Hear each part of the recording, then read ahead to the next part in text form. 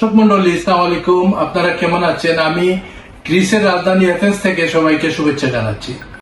আজকে আমরা এই পর্বে আমাদের প্রবাসীরা যারা বিশ্বের বিভিন্ন দেশে আছেন তাদেরকে নিয়ে আমাদের যে পর্ব, এই পর্বে আমরা আমাদের একজন কমিউনিটি নেতা জনাব লুকমান উদ্দিন, যিনি গ্রিসে দীর্ঘদিন থেকে বসবাস করেন এবং এখানে community service, Jallabad association, global Jallabad, Bangladesh Awami League সহ বিভিন্ন সামাজিক সংগঠনের সাথে ইনভলভ। তো আমি ওনাকে কিছু প্রশ্ন করব, আশা করি আপনারা শুনবেন এবং এখানে প্রবাসে এই গ্রিসে বাংলাদেশিদের কেমন সুযোগ সুবিধা আছে অনেক কিছু জানার চেষ্টা করব। আপনারা আমাদের সাথে থাকুন। আসসালামু আলাইকুম, আপনি কেমন আছেন? জি ওয়ালাইকুম সালাম। হেলাল ভাই, আলহামদুলিল্লাহ খুব ভালো। আচ্ছা, আমাদের গ্রিসে অসংখ্য ধন্যবাদ। আমরা আসার পর আপনার যে সহযোগিতা পেয়েছি। তো আপনার দেশের বাড়িটা কোথায়? জি, আমার দেশের বাড়ি সিলেট সদর, কানাইঘাট থানা। আচ্ছা, আর আপনার পুরো নামটা কি? আমার নাম লুকমান উদ্দিন। লুকমান উদ্দিন। আর আপনি এই গ্রিসে কতদিন থেকে আছেন? এই গ্রিসে আমি 2004 আসছি, প্রায় 20 বছর। 20 বছর পুরো সময়টাই এথেন্সে আছে? যে পুরা সময়টাই এথেন্সে আছি। আচ্ছা আচ্ছা। আর এথেন্সে মনে করেন আমাদের বাংলাদেশি কমিউনিটির বা আমাদের সিলেট বিভাগের কেমন লোক আছে এখানে এথেন্সে? ধন্যবাদ ভাই। এই আমাদের বাংলাদেশ কমিউনিটির বর্তমানে শুধু এথেন্স নাই, গোটা গ্রিস মিলিয়ে মোটামুটি 20 থেকে 22,000 লোক হবে এই মুহূর্তে। আর এর মধ্যে সিলেটের 7-8,000 হবে। তো আমরা আরো বেশি ছিলাম।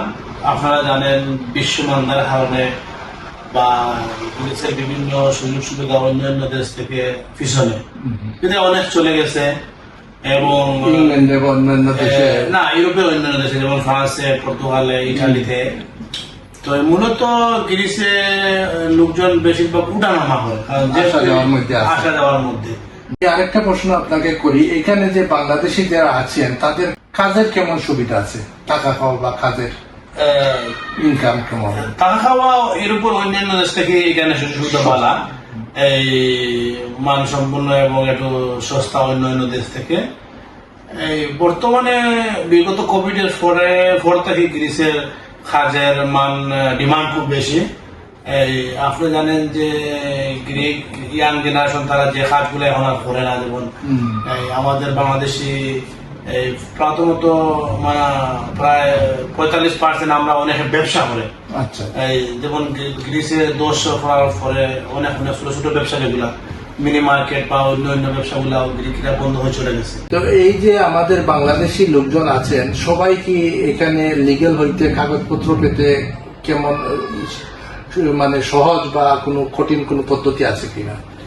না, সহজ বলতে নাই, তবে আমি আমাদের যে বিগত সরকার বাংলাদেশের আওয়ামী লীগ সরকারে বিভিন্ন দেশে বহু চেষ্টা করছে এবং বেশিরভাগ এই প্রবাসী কল্যাণ মন্ত্রী যিনি দায়িত্ব ছিলেন উনি বেশিরভাগ এর মুখে ছিলেন। তো আপনি জানেন এই গ্রিসের ইতিহাসে শুধু আমাদের দেশের সরকারের প্রচেষ্টা এবং এই দেশের সরকারের সহযোগিতায় শুধু বাংলাদেশের জন্য লিখে দিয়েছিল।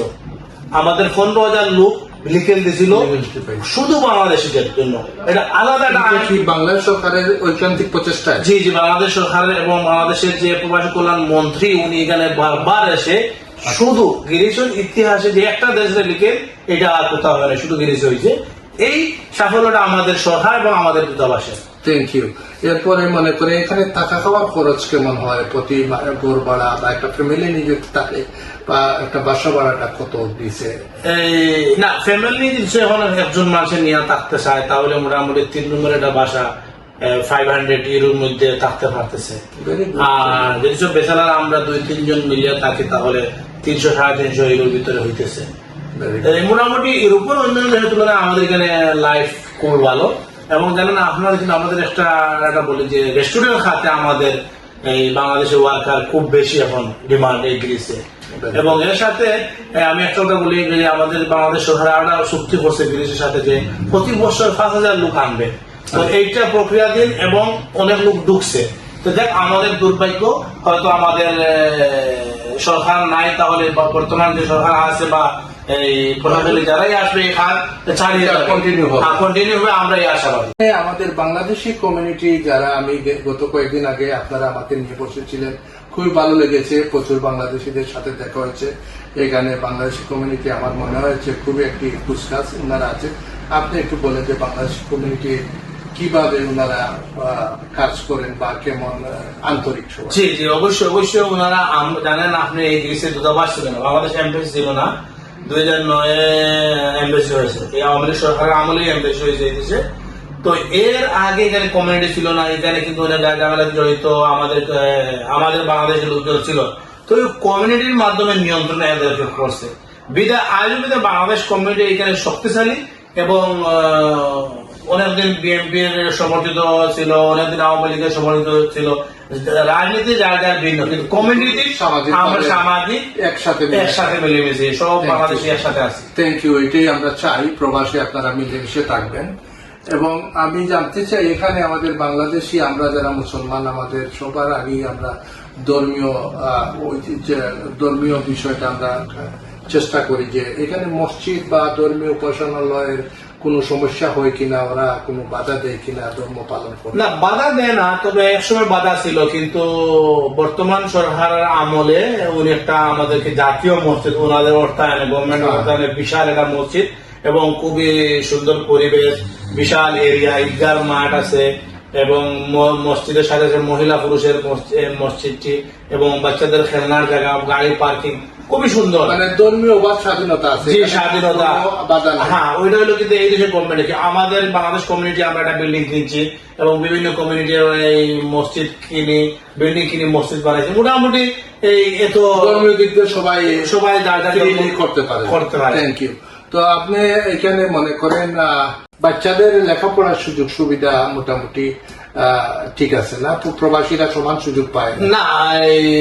এইখানে যে মূলত আমাদের বাচ্চারা এখানে লেখাপড়া করে এমন কিছু হইতে পারবে না, সর্বোচ্চ হয়তো হোটেল বা মানে সবার জন্য এই দেশের মতো উন্মুক্ত না। না, লেখাপড়া ঠিক আছে, কিন্তু মান এত ভালো না। এরা ইংলিশ থেকে একটু আপনার শুধু তাদের ভাষায় গ্রিক ল্যাঙ্গুয়েজ এবং আপনার যে লেখাপড়া এখানে আপনার ছেলে মেয়ে পড়ান, এরপরে এখানে গভর্নমেন্টের চাকরি লাগে। এই মূলত এই বিষয়ে একটা প্রবলেম এই দেশে যারা আমরা ফ্যামিলি নিয়ে আছি এইখানে, আবার আমরা অলরেডি আমরা প্রবাসে আছি, আবার আমাদের বাচ্চারা আবার প্রবাসে যেতে হবে অন্য দেশে, বড় দেশে। থ্যাংক ইউ আপনাকে, আপনি আমাদেরকে সময় দেওয়ার জন্য। আমাদের select two new York YouTube চ্যানেলের পক্ষ থেকে আমরা এতক্ষণ কথা শুনলাম কমিউনিটি নেতা জনাব লুকমান উদ্দিনের নিকট থেকে। আপনি ভালো থাকেন। এবং আপনি একটা ব্যক্তিগত প্রশ্ন, আপনার এখানে পরিবার নিয়ে আছেন, আপনার ফ্যামিলি বাচ্চা কজন? জি আলহামদুলিল্লাহ, আমার তো ফ্যামিলি এখানে, আমার 2 ছেলে। মোটামুটি আমি সুখে আছি, কিন্তু আমি সুখে থাকলে তো ভালো না, কিন্তু অনেক আমরা ফ্যামিলি এখানে আনতে খুব আমরা ঝামেলার মধ্যে পড়ি, অনেক সময় লাগে। তো আপনার সবাই ইজিলি আনতে পারে না, আইন আছে, কিন্তু ওই যে বিভিন্ন দৌড়াদৌড়ি হয় না, ইজিলি আনতে পারে না এবং ইজিলি বিচার দেয় না। তো আমি ধন্যবাদ জানাই আপনার এবং আপনার দর্শক যারা দেখবেন, ভুল টুল হলে কমাতে শিখে দেখবেন। Thank you. আমরা লুকমান ভাইয়ের কথা শুনলাম, ওনাকে অসংখ্য ধন্যবাদ। প্রবাসী গ্রিক এথেন্সবাসী ভালো থাকেন, আমাদের বাংলাদেশি কমিউনিটি সবাই ভালো থাকেন, সেই আশা প্রত্যাশা রইল। সবাইকে অসংখ্য ধন্যবাদ। খোদা হাফিজ।